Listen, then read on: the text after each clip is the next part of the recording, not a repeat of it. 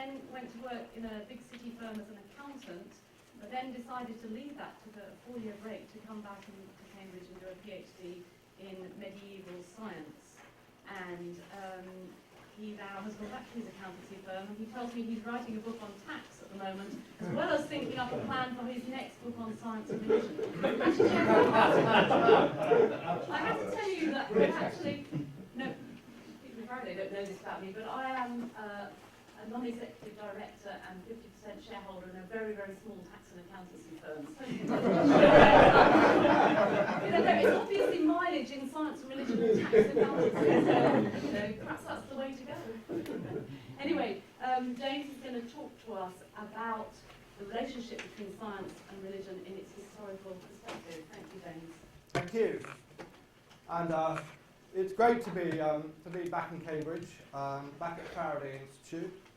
And my big question for the day is, can science and religion get on?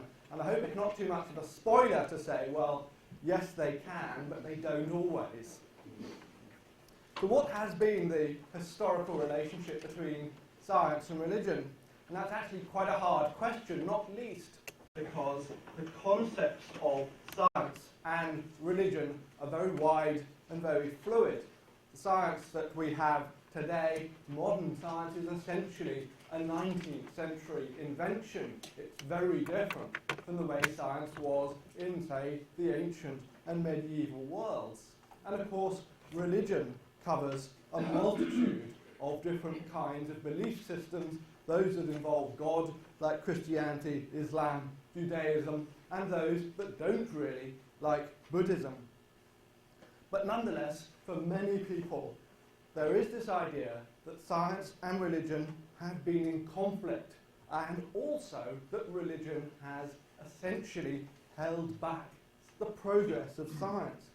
Now, as we'll see, today's historians really completely reject that simplistic account.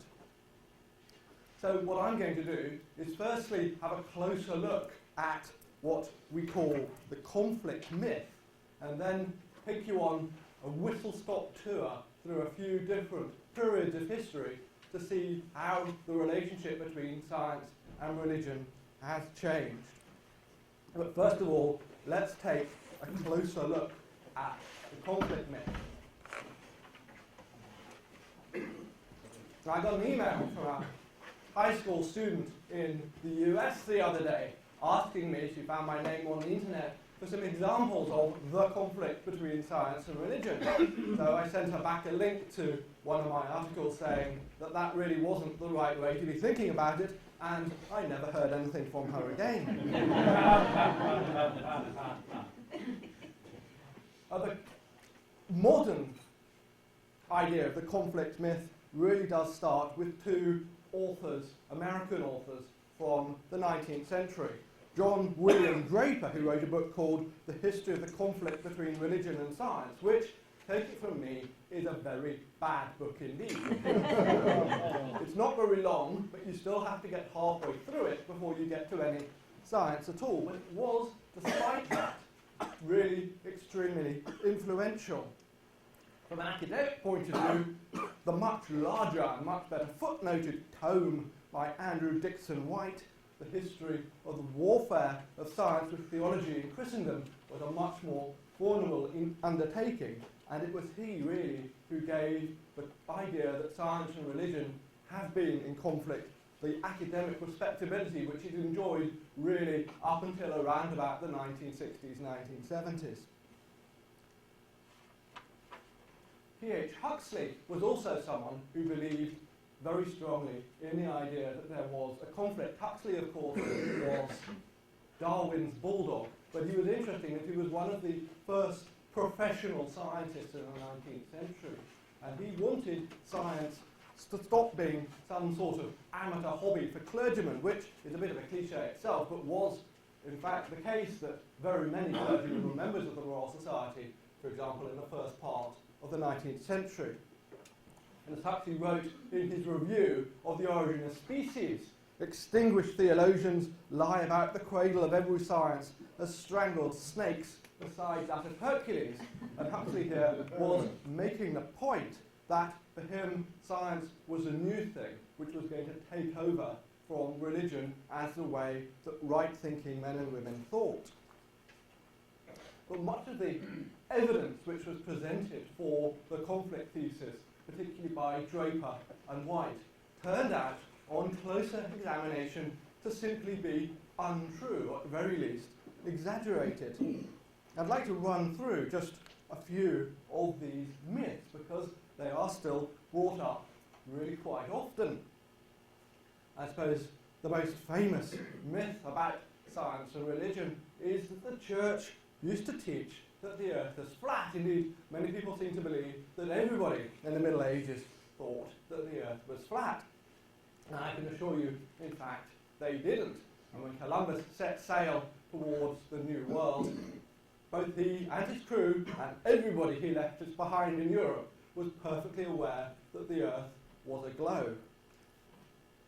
The story that was put about by Draper was that there was an ecclesiastical conference at the University of Salamanca which warned Columbus that he was going to sail off the end of the world.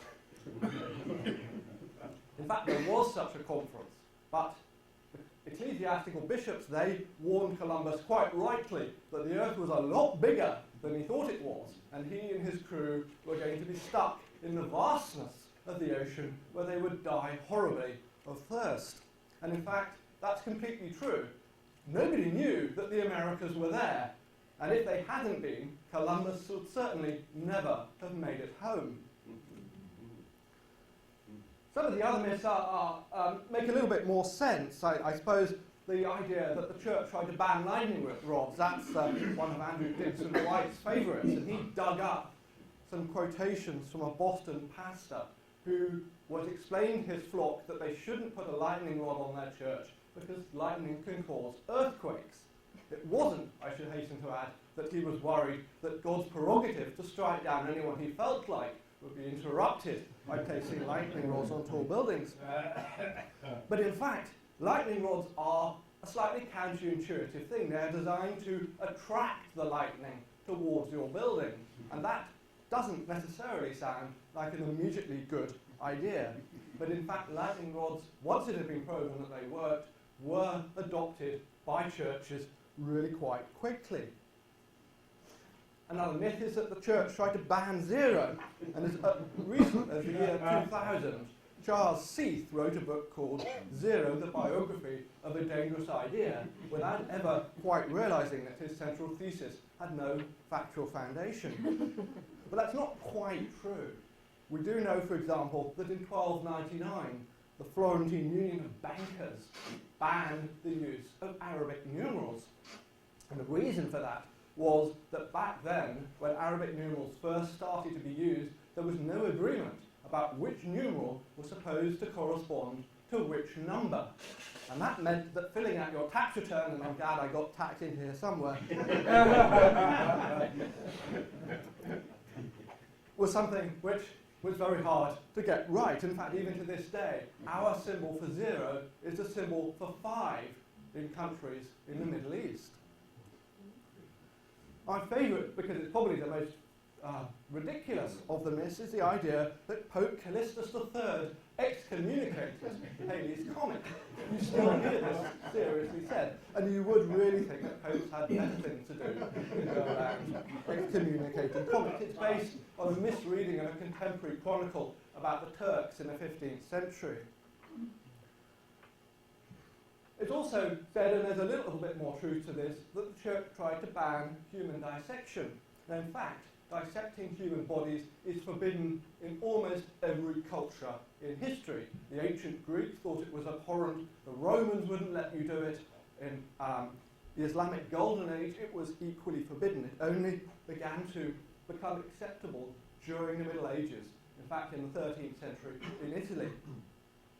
Funnily enough, during the Ptolemaic period in Alexandria, although human dissection, as far as we can tell, was still forbidden, the vivisection of human prisoners was briefly being carried out by 2 researchers that we know of. Prisoners being supplied by the king to the researchers at the Alexandrian Museum. Luckily, that as a research program didn't last too long.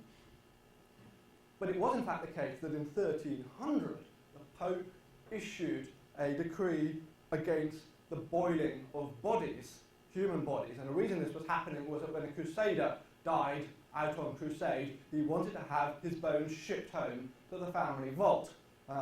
But if you were to ship home a body, it would have been a bit messy and smelly by the time it got back. So the idea was that they would they would boil the bodies, render the flesh off the bones, put the bones into a nice neat casket and ship that back. It was called the German method for some reason. And the Pope did take an objection to this. He felt that soldiers should be buried where they fell in the Holy Land. And this decree does seem to have been the reason that the myth got around that the church had tried to ban human dissection. And finally, and most seriously, there's this idea that the church was burning scientists at the stake, left, right and centre. Now, of course, despicably, both Catholics and Protestants did burn heretics until the 17th century. And one or two of them were promoted, if you like, to being martyrs of science. And the reason for that was no scientist, or indeed anyone else, was ever burnt at the stake for their scientific views. However, in 1553, the radical theologian Michael Servetus was burned in Geneva by John Calvin's government. He had made an interesting discovery about the circulation of the blood, but that was not in fact anything to do with why he was executed. He was executed for denying the Trinity, which unfortunately was a capital offence in those days. And in 1600, Giordano Bruno was burnt at the stake in Rome. Now, Bruno had been one of the earliest proponents of Copernicus' idea that the Earth goes around the Sun, and it was assumed for a long time that this was one of the reasons that he got into trouble. But in fact, it wasn't for another 16 years before the Catholic Church made any kind of pronouncement on Copernicus at all. And Bruno, in fact, it turns out, was a magician, and he had a series of, as far as the church was concerned, extremely dangerous neo-pagan ideas, and it turns out that science really had nothing to do with the reason for his execution at all.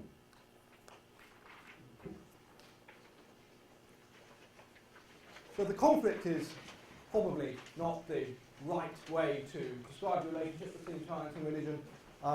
It's not a question of permanent harmony as well. There really have been arguments between scientific views and religious views. The question of heliocentrism is one, and of course creationism today is something that is still very much a live issue. On the other hand, many of the great people to have discovered great scientific ideas such as Johann Kepler, Isaac Newton, Joseph Priestley, Michael Faraday, George Mendel, they were not just conventionally religious, they were exceptionally religious even by the standards of their time. And today, many scientists still are, including one or two who've actually been speakers at the Faraday Institute, including John Polkinghorne and Simon Conway Morris here in Cambridge, and Francis Collins, a geneticist in the US, and when he was appointed to head up the National Institutes of Health, a very prestigious job in the US, there was some angry correspondence in the New York Times, people demanding to know how it was that such a religious person should be allowed anywhere near such an important scientific post.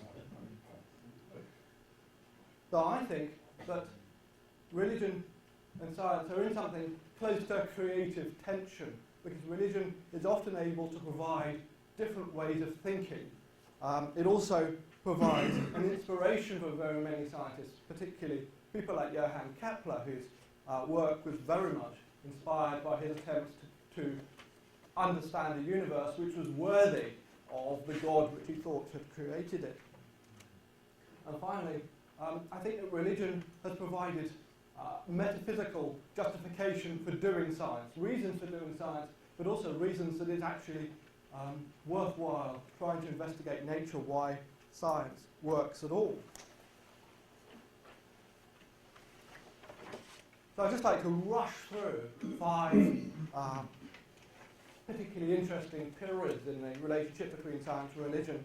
So I hope to show that there has been some sort of continuity in the relationship right up until the Enlightenment and the 19th century, where things do admittedly change a little bit.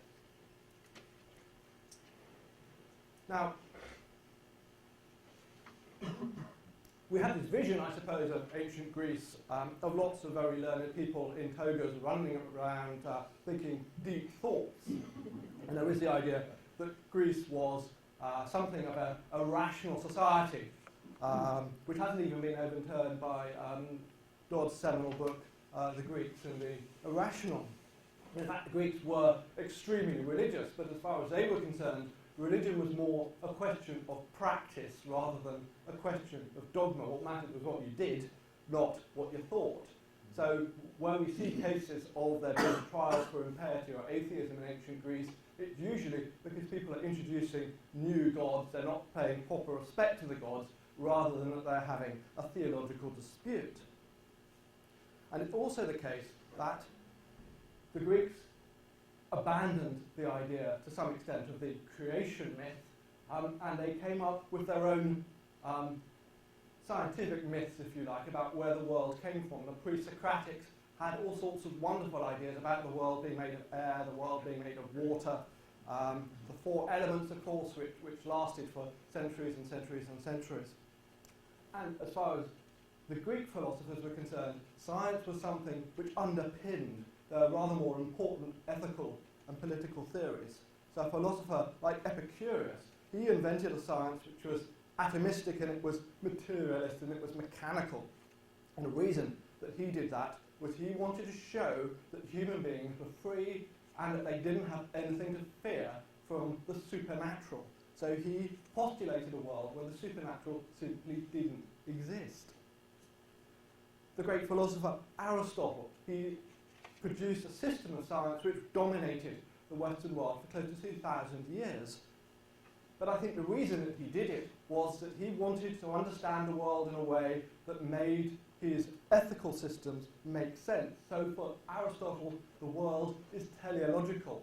Everything in it has a purpose, and that really does feed into his ethical ideas about the right way to live your life. You have to follow the purpose of being human.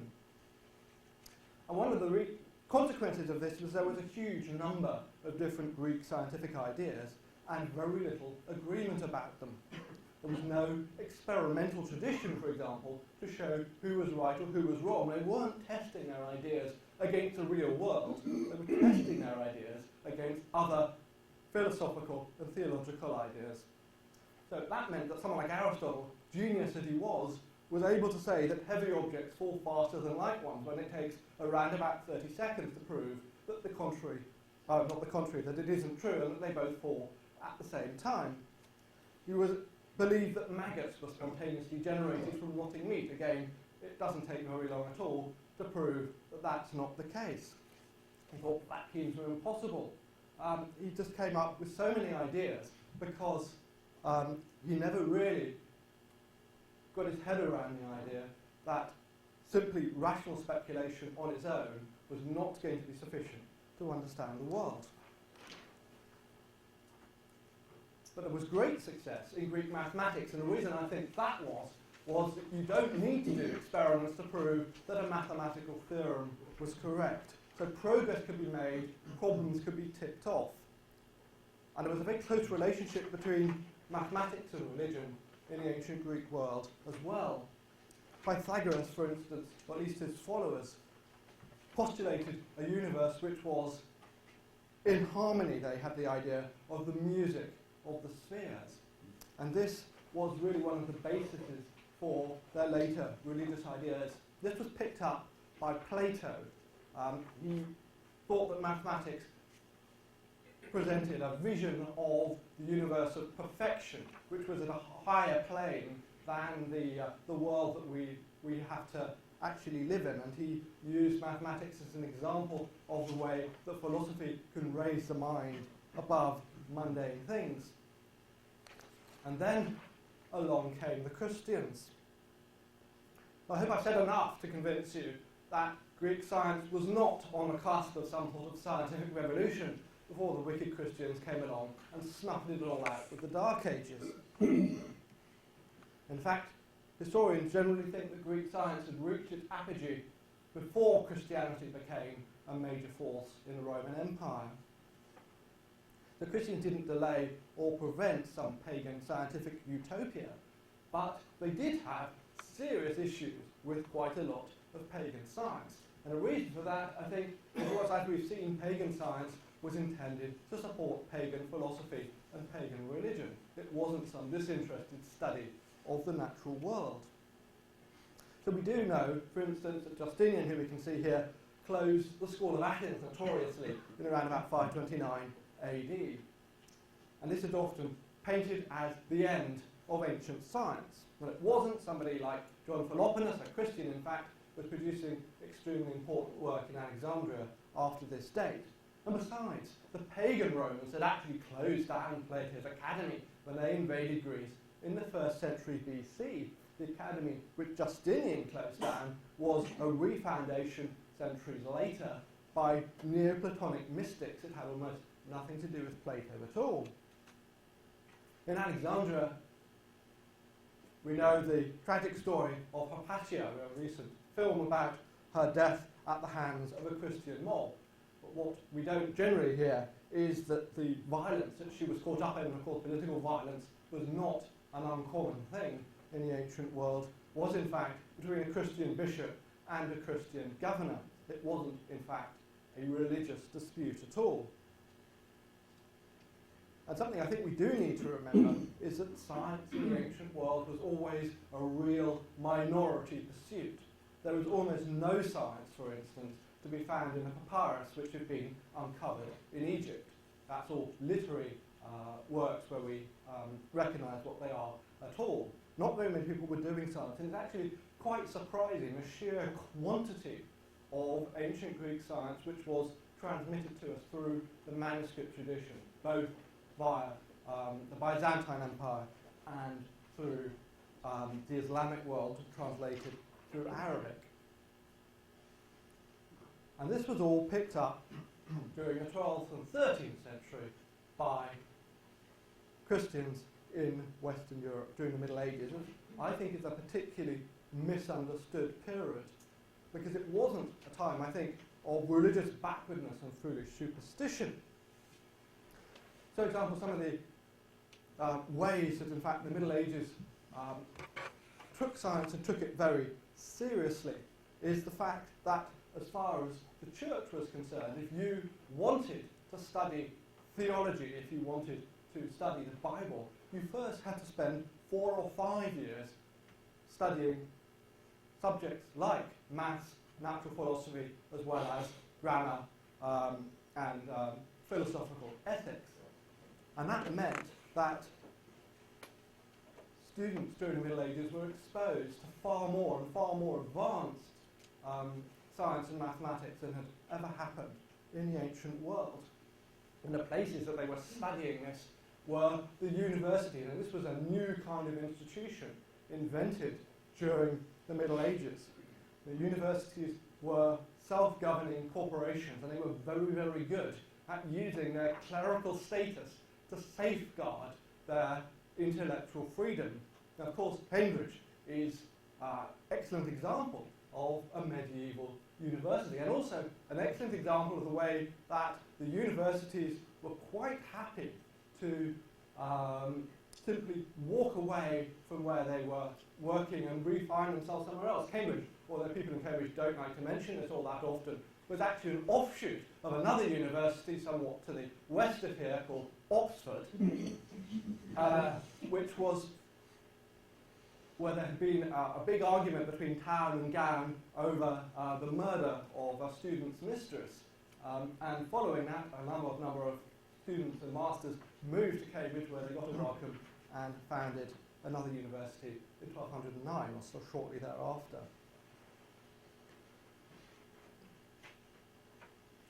But religion and science in the Middle Ages really did have quite a close, and I think, if I can use that word, harmonious relationship. And Christianity supplied to natural philosophy reasons why it might be worth studying. And that, I think, was important because there was no practical purpose for science at all. Technology and science had really nothing to do with each other. People were still not very good at using science as a way to describe the way the world really works via experiment. And that actually also meant that there were some important discoveries during the Middle Ages which fed through into the more famous work during the so-called scientific revolution by people like Copernicus, Galileo and Kepler. And those metaphysical foundations were worked through during the 13th and 14th centuries, 12th, 13th and 14th centuries. One of them is this idea of the difference between a primary cause and secondary causes. Everybody agreed that God created the world, he was the primary cause for everything.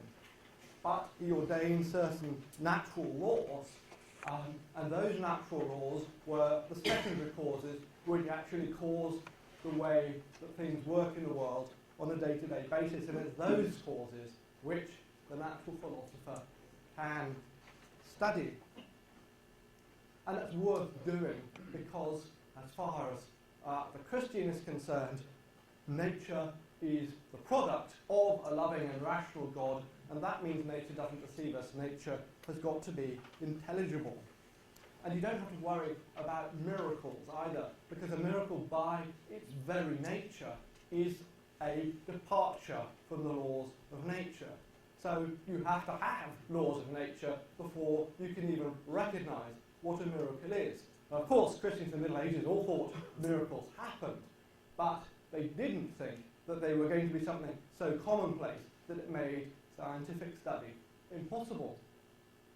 And finally, during the Middle Ages, Christian natural philosophers did something which the Greeks had never really done. They tried to use mathematics to understand nature.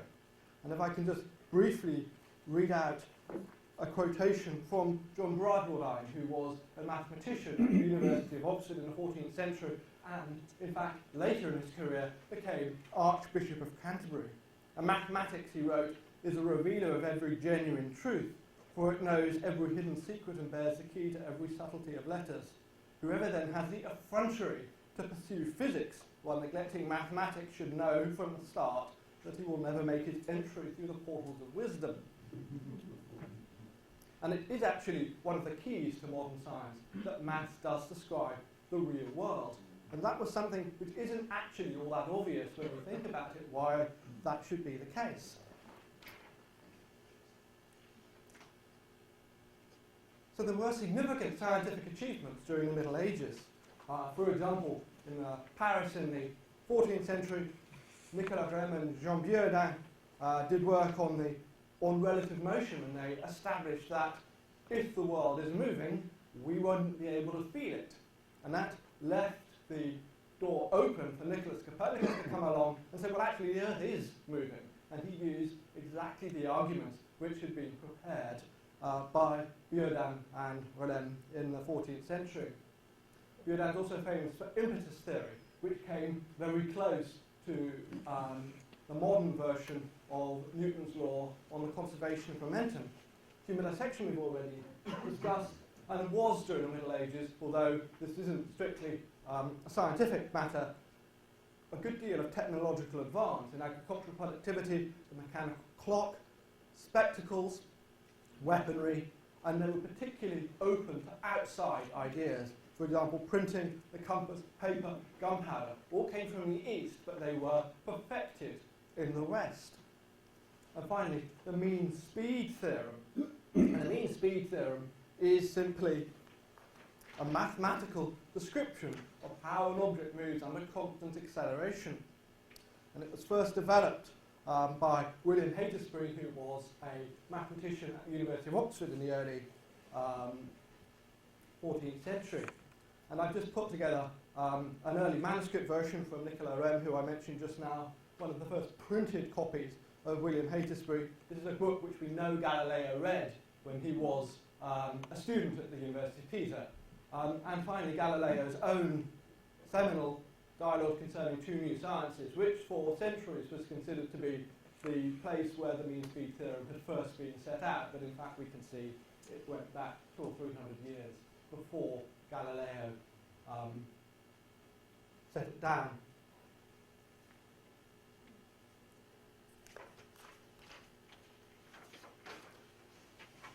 Now, it was long believed that Copernicus was A, massively original, and B, was suffering from serious persecution from the church, and neither of those things were true. His work is very medieval in the way it's put together, and it uses medieval arguments. But also, he never had any trouble with the church. It is the case that he only published his book very late in life, when in fact it was a cardinal who insisted that he did publish. But that wasn't because he was worried about the church disapproving of what he was saying. It was because he was a perfectionist, and the extremely complicated mathematics in his famous book on the revolution of the heavenly spheres was something which he was tinkering with throughout his life. He was, of course, a clergyman, although not a priest. He was a cathedral canon. And his stated reason for coming up with this idea of placing the sun at the centre of the universe was that he wanted to find a better model of the universe, another model which would more closely reflect the character of the creator. In fact, Kepler's model, when it came down to it, didn't produce results which were very much better than the ancient Greek models that came before it. It was Johann Kepler who improved on Copernicus by introducing elliptical orbits, who first produced a modern model of the solar system, and he brought out astronomical tables which were so staggeringly accurate compared to anything which had come before that people realised that his model probably had to reflect the truth. That wasn't really a great fight over that. It was just, it sort of percolated during the course of the 17th century that Kepler's ideas were so accurate that he really did have to probably model what was going on. And he was specifically trying, again, like Copernicus, to produce a model of the universe which would accurately reflect, he thought, the perfection of the God that created it. Galileo did get into big trouble with the church. He was one of the first people to advocate the work of Copernicus.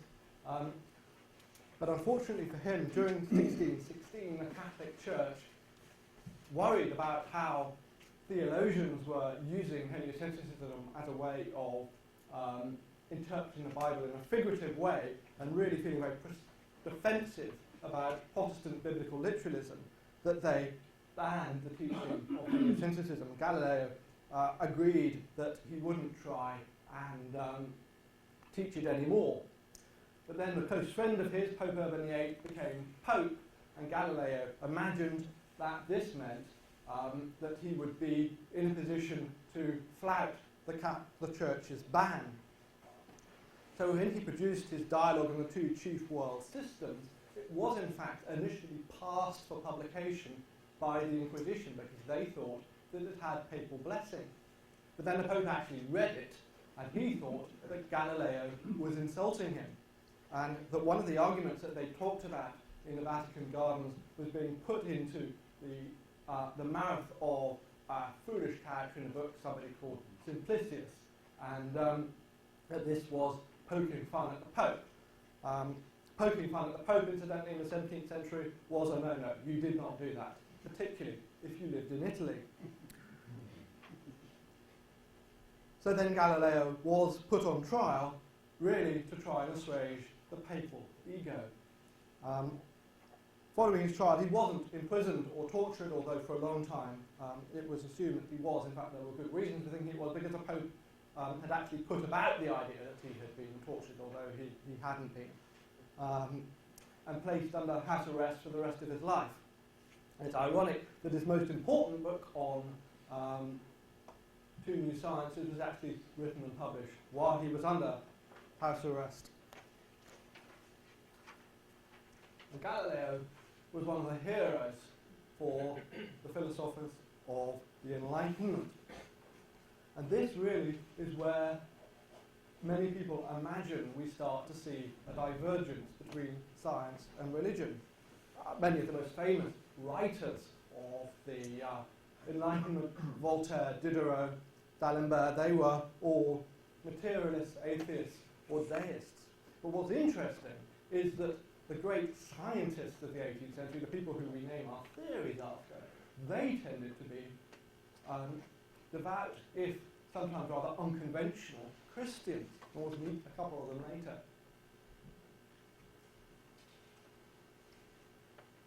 And at the same time, the Catholic Church was really pumping up its funding of science.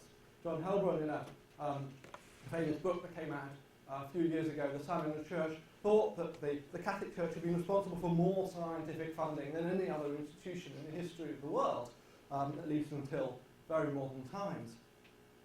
And the Jesuits were at the forefront of this. They produced thousands of scientific papers, and they were particularly fascinated by electricity and magnetism. And they used their science, in fact, for their missionary activity. In China, they took place a great test between the best Jesuit astronomers and the best Chinese astronomers over who could best predict an eclipse, which was known to be happening, and the Jesuits wiped the floor with the Chinese, and that was their way into the Chinese emperor, who promptly appointed a European to be head of his observatory.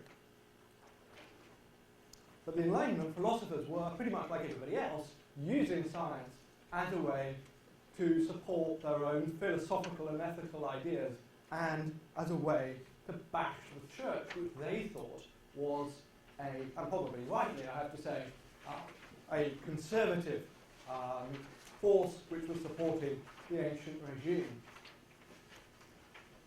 A lot of the material for the conflict thesis arose in arguments between Catholics and Protestants in the 17th century. The flat earth myth, for instance, seems to begin with Sir Francis Bacon at the beginning of the 17th century, who was simply being rude about medieval Catholics, which was the sort of thing that Protestants did a lot of.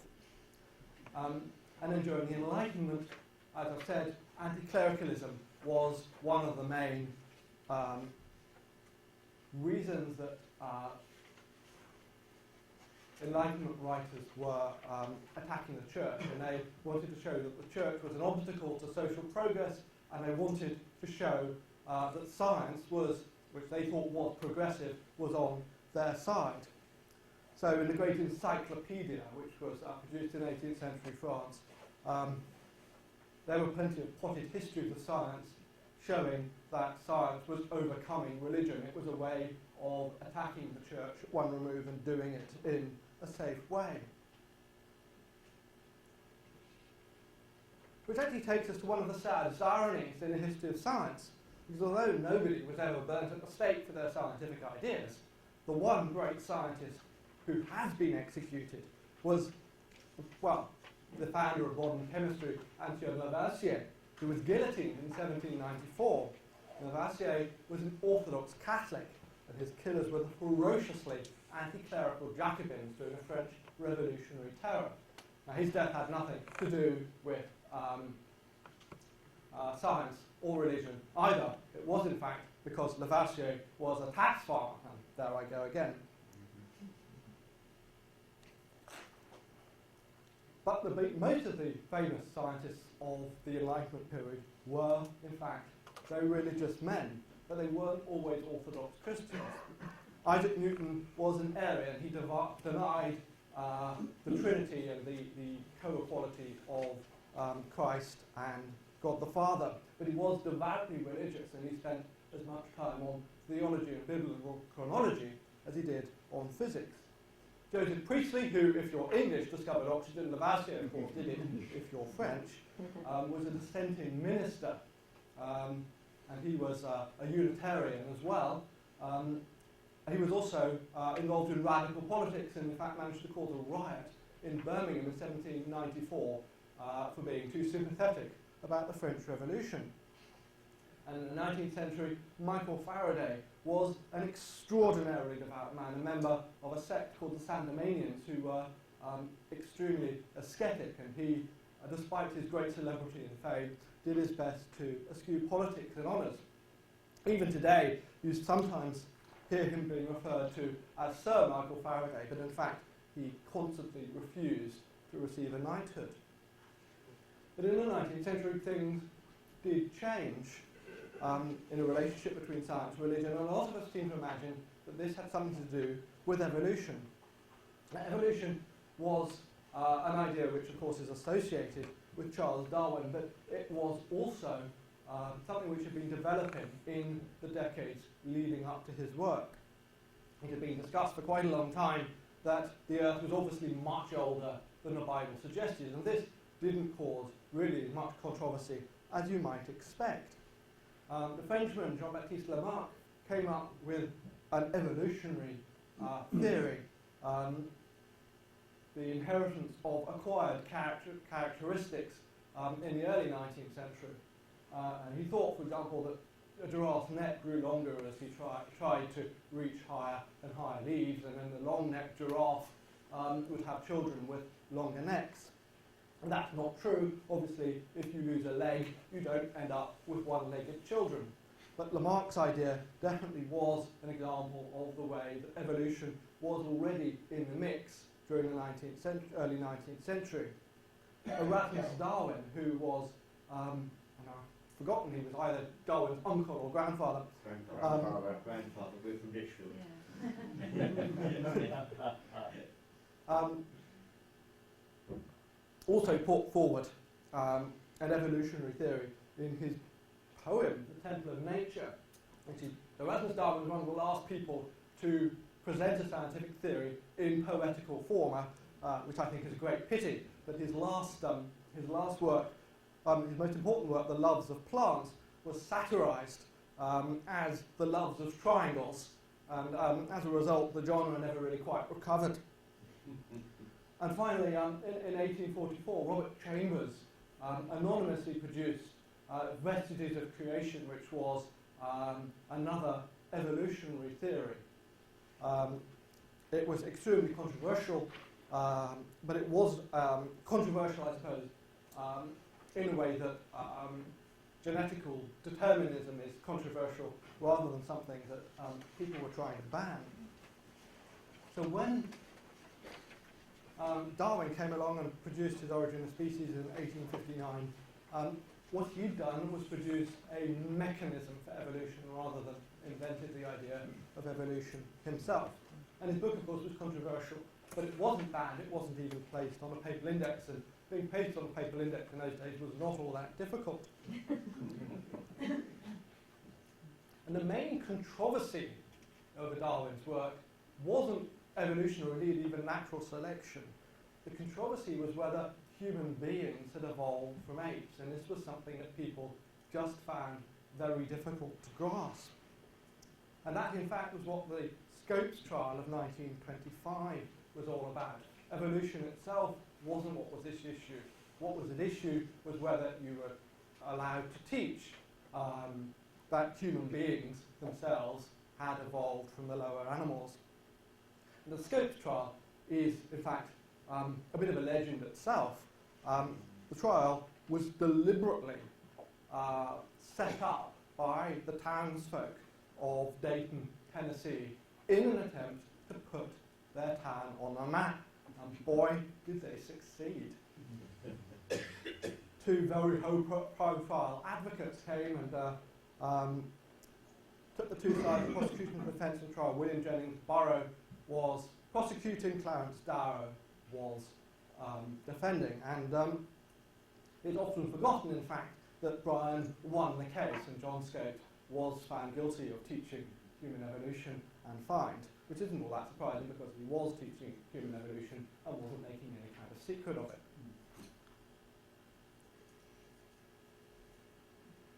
I think what did change in the 19th century wasn't so much that evolution became the touch point for a conflict between science and religion. I think it was that science changed. And for people like Thomas Huxley, science needed to shake itself free from its religious foundations. It needed to stand up on its own 2 feet. It needed to become the objective, professionalised study of the real world based on experiment and rational inquiry. Right up until the 19th century, pretty much anybody who was doing science wasn't following that sort of agenda. They were always following an agenda that they wanted to prove that the world worked in a way that they thought it ought to work in. And in the 19th century, that changed, and science made conscious effort to become much more objective. And one of the results of that was that God was shown the door to the laboratory and kept outside. Huxley, Darwin's bulldog, was somebody who came from a common background. He felt rather uncomfortable with all the rather grand Oxford and Cambridge graduates who dominated science of the day, and he wanted to be respected for his scientific work and not for his lack of good breeding. He's most famous, of course, for the debate in Oxford in 1860 about the theory of evolution. Again, the subject of debate, the disagreement, wasn't evolution itself, it was the question of whether humans had evolved from apes. Interestingly enough, John William Draper, the American author whose bad book we came across later, was actually the warm-up act for that debate. And it's one of the great frustrations, in fact, that Draper himself, although he invented an awful lot of the myths about science and religion, although he was at this debate, doesn't mention it in his book, which gives you an idea of how the debate has become more significant over time compared to what it was when it first started. So what can we conclude? Well, the conflict thesis, the one that is commonly understood, that's been completely discredited by historians. In its place, we tend to have something like complexity, what I like to call creative tension. I think the counter thesis that you sometimes hear from Christian apologists, that science and religion have got on like buddies throughout history, that's a bit of an exaggeration as well, and not really terribly helpful from a historical point of view.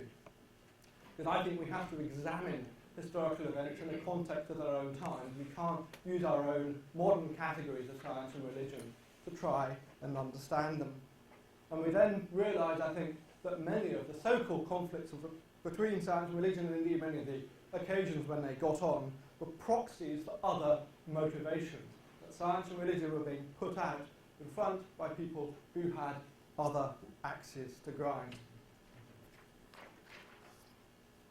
So thank you very much indeed, and I hope that that provided just a little bit of nuance on the relationship between science and religion.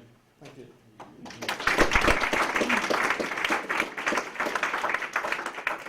Thank you very much, James. And what we're going to do now is we're going to take some questions from the floor. Charles Darwin wrote that he had 3 heroes. There was Cuvier, Linné, and Aristotle. And the reason he chose Aristotle was because of his works on the dissection and the reproduction of animals, on marine mammals. And that is extraordinarily detailed, and it's based completely on observations. So some claim him to be the first true scientist, as Darwin did. I don't think Darwin would have thought that Aristotle was a true scientist. And you're certainly right that Aristotle did observe nature very, very closely. And he used those observations to build up rational theories. Then what he didn't do was flip round and check that his rational theories still corresponded to nature, which is something that the modern scientist has got to do. Once he thought he knew what he knew, he didn't check that. He didn't do experiments to ensure that his theories were correct. There is a lot more to science than simply very close observation. Leonardo da Vinci was famous for his extraordinarily close observation, and indeed he did human dissections, which he wasn't allowed to do at the time because he wasn't a doctor, so he did those on the shy. But although he's very famous for his anatomical diagrams, Leonardo made no advances of science whatsoever. So I think there is a qualitative difference between observing nature and actually explaining nature in a true way. And Aristotle didn't do that. You don't agree? No.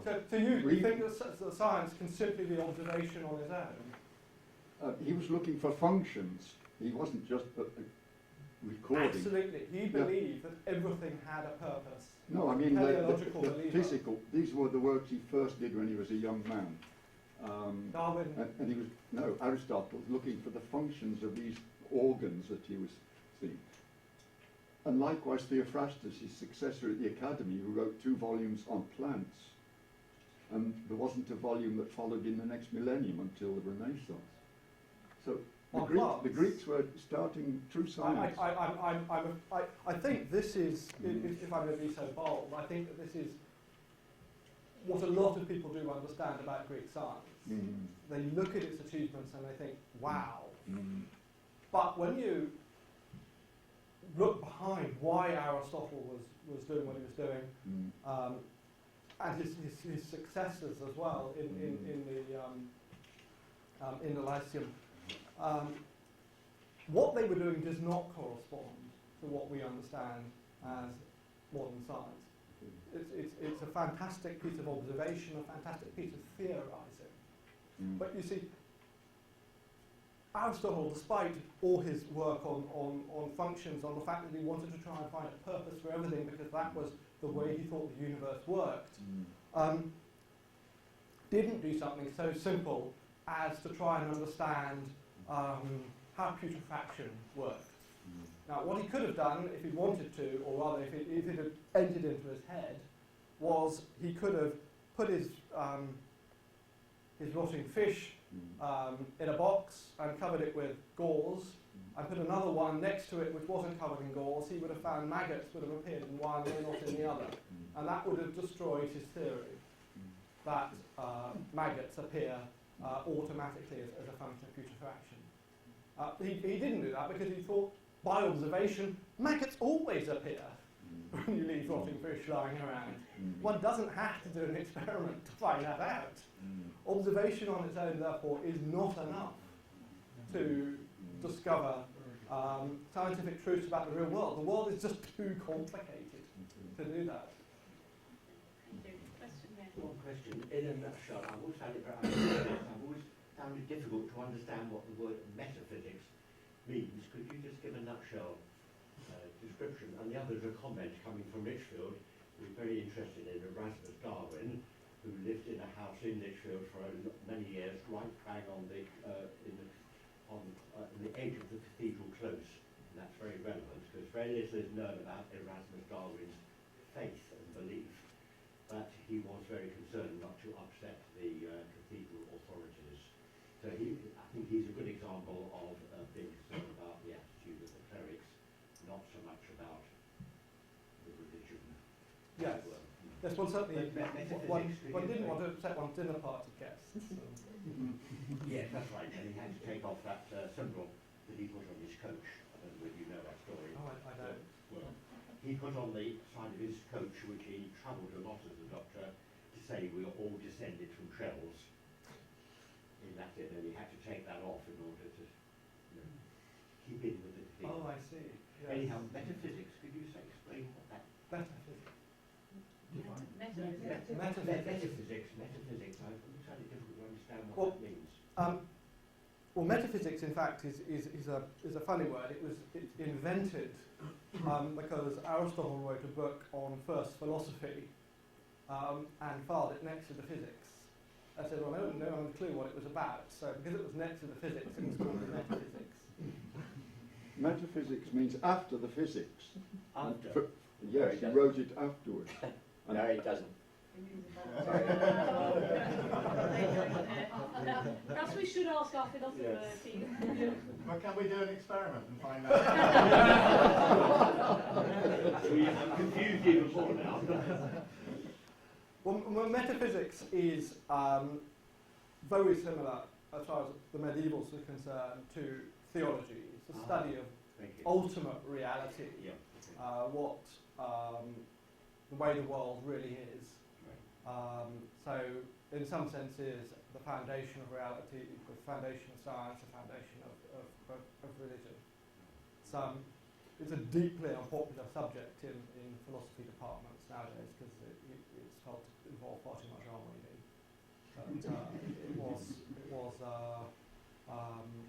But it gradually became sucked into theology during the Middle Ages. Thank you very much. Keith Ward, do you want to add anything to that?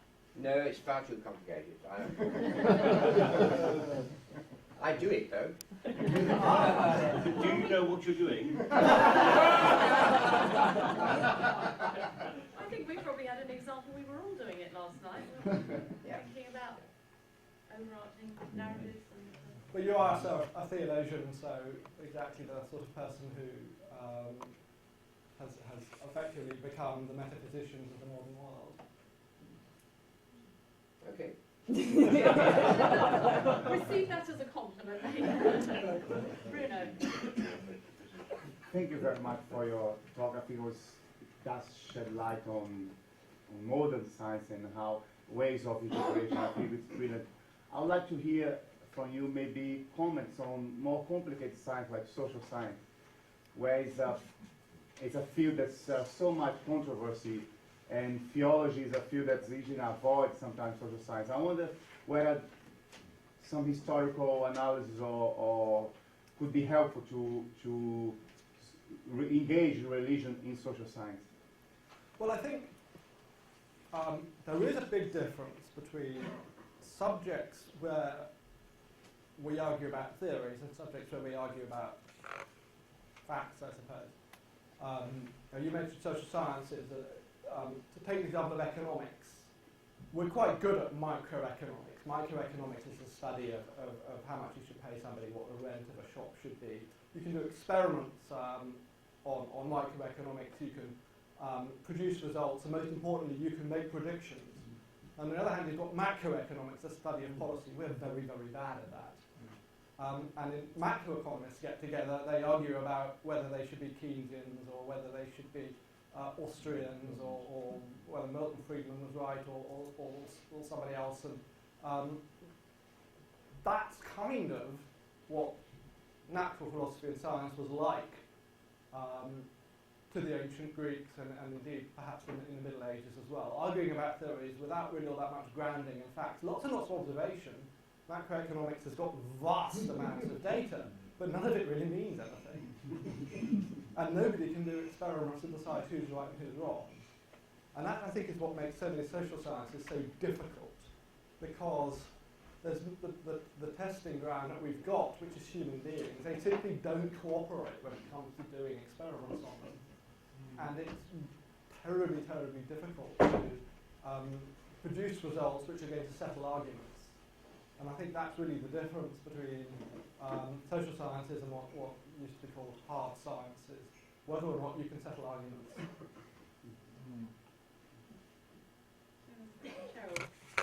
Thank you. That was a fascinating talk. Can I just pick up the point you made about some of the Greek knowledge passing down through Byzantium and some coming through the Arab world? Very often I've read things like, oh, well, of course the Arabs kept all these Greek manuscripts, they valued them, and the Christians kind of, didn't rediscover them until they came in through Spain after the Reconquest. And I just wondered whether that's been overplayed, the kind of the role of the Islamic world there, or whether, because you seem to indicate there was more coming down through Byzantium, and if so, why did it only get used in the 12th century? Well, what happened in the 12th century was that, before, in 1085, the great Moorish city of Toledo was conquered by Christian Spaniards, and they captured the city intact, and they captured its libraries intact.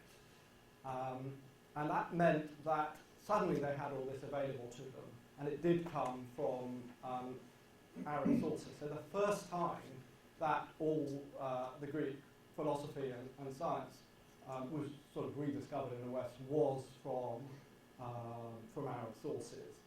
But then what happened was they thought to themselves, well, hang on, all this stuff, well, a lot of the stuff is Greek. Maybe if we just went and asked the Greeks, they will have the original copies. And 9 times out of 10 they did.